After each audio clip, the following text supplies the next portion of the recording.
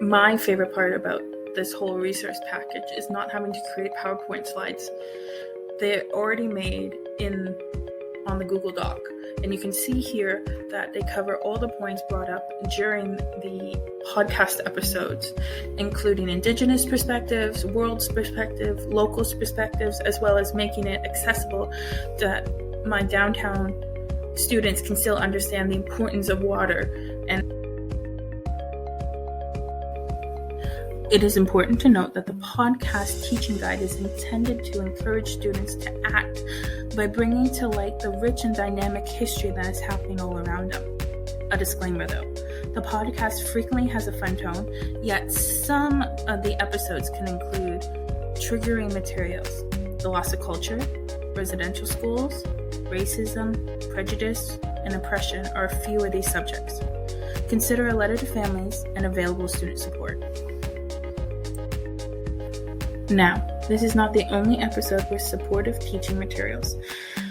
They also include The Secret Life of Chinatown, of the North, of the province of Jamaica, of water, the Indian Act. But as teachers yourselves, you have the freedom to design more lessons based on other episodes that you find of interest to the curriculum or of your students' interest.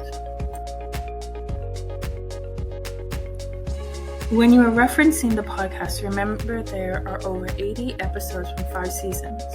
The first episode looks into the history of the well-known tourist destination of Banff, Alberta.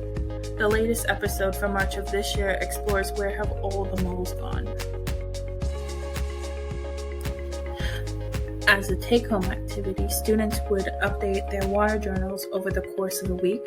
Later, we would compare and contrast using Stats Canada's infographics about residential and water usage on and off the reserves.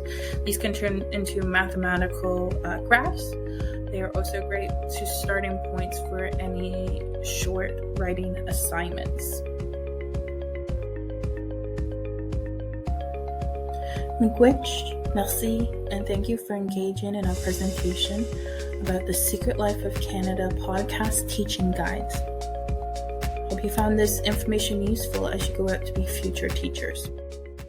Created using Powtoon.